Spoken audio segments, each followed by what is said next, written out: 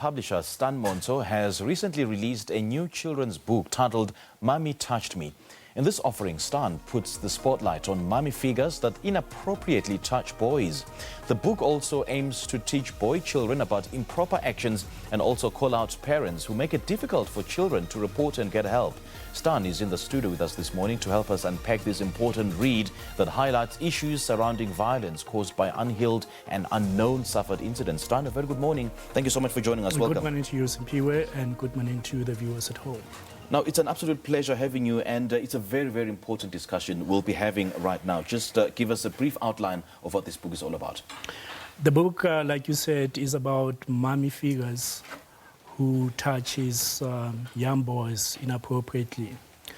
And in the book, basically, we have deliberately characterized a high-ranking police official who is a mommy and then who is actually doing this to his own stepson, but then later on doing that to her daughter as well. So I think there's a subject, like you said, that is very mute, but then that we need to amplify, that we need to now inform young boys to say, this is not a way, we are not animals, this is not a way of doing things.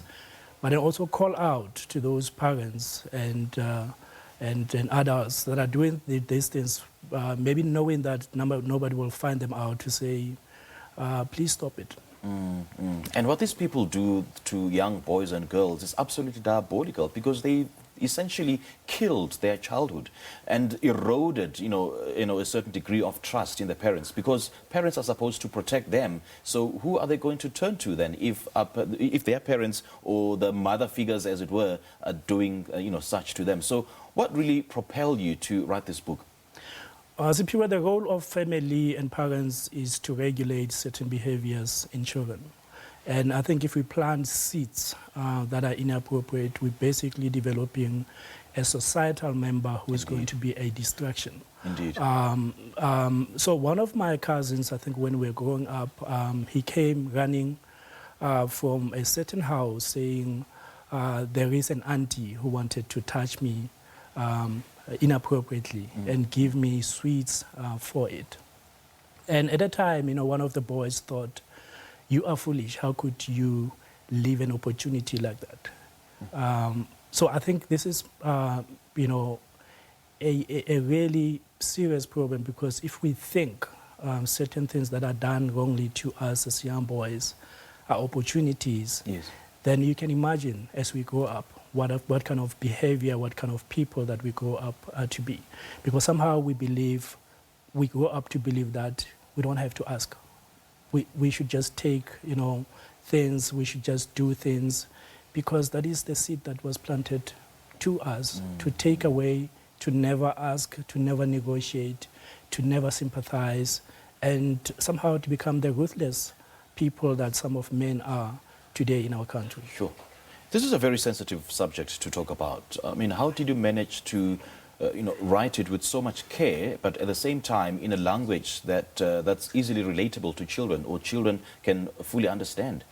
I had to sympathize with a boy child, and I had to locate this boy child in different places in South Africa. I had to say, what would a child say who is living in a suburb, who is living in a squatter camp, where there are no elements of parental care, like we have said? What will happen to somebody who is in the location in rural areas where they do not have maybe a voice, where the mother is perhaps working in the cities and this child is only left to the guardian of the whiteheads? So I think I had to there go deeper and say, the aim of this is not to scare people away from not being able to say.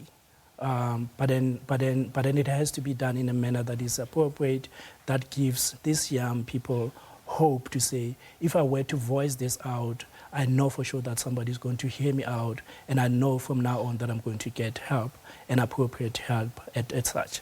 But then I think for the parents, I'm saying, just know that you're going to be caught out. Yes, at some point. Definitely. You need to be caught out. So stop that. If you don't know, as a parent, that what you're doing is wrong, then it means you need help as well. Yes. Yes. And in the book, you highlight issues surrounding violence, caused by unhealed and unknown suffered incidences. Tell us more about these. Yes, the unknown and unhealed consequences can lead to a person, behaving in a certain manner, especially if they believe, if they have not been socialized into anything else. So an unhealed circumstance that relate to a boy child who's been molested can lead that boy child to be a molester as well, yes. Can lead that child to be a distractor as well, because an unhealed pain can become something like, I need to make them feel what I felt. I need them to leave my pain. I need them to be, I need to destroy them, basically. So you can imagine if you're raising children that are thinking that way, that I want to destroy them because maybe they never cared for me to be healed. Maybe they never cared for me. So if I'm living in a society that does not care for me, why should I care about? Why should I care about anything at all? Because if you look at the high levels of sexual abuse, gender-based violence, rapes here in South Africa, in more cases, more often than not, it's a result of such things, perpetrated when they were still young children and young boys. And what's even more worrisome and concerning is that most of these kids are not even aware that a crime has been perpetrated against them. So if they see mommy or daddy or auntie or whoever guardian touching them inappropriately, they don't know that it's such a crime. So how then do we navigate around such? How do we ensure that children are aware of their bodies, of their rights, and if a crime is perpetrated against them, they should be aware of it? Some people have listed guide in the books to say, when you're a child, you need to do this. But I think what we need to say to these children is that we need to say, son, do you really understand the message that I'm trying to tell you? And then every parent should do that actually this morning and during the day to say, son, things have been said, but then do you understand what we are saying? Right. So that we can get it from them to say we can actually understand this message that is cultivated in us, so that when a parent or somebody or a figure comes and touches me in this way, I can actually say this is not a right way to do this. And there should not be second chances to say if you do it for the second time, I'm only going to report you. You have to do it first time. It has to be the first takes all the time. And also I'm saying in the book, there's these parents who like when children report, they have family meetings to try to resolve a sexual abuse, whereas they can simply go to the police. So I'm saying to the police, this is not what we're supposed to do. Let's report the cases if it is done. Yes, sometimes these are reported against the loved ones, and we want not trust those people because those are the people that will live with us. But then when a child comes and says, this has been done to me, we need to say, could Simpiwe do this? And could I get help secretly? Can I get advice to say, can he really do this? And don't take judgment on your behalf, on your child's behalf. True. Try to find in your heart to say, perhaps let the Lord take its course. Okay. All right, Stan, Yes. great chatting to you, man. Thank you so much for joining us. And I quite like the cover of this book. And understand that it's been nominated for the African Honorary Authors Awards taking place later on today. Well done, Definitely. and all the best with that. So how do we get a copy of this book? Some people, I don't want to sell this book. I don't want to sell. I just want to Really? partner with, certain people who can just print. And wherever I'm going to go in schools and places, I'm just going to distribute it to the children.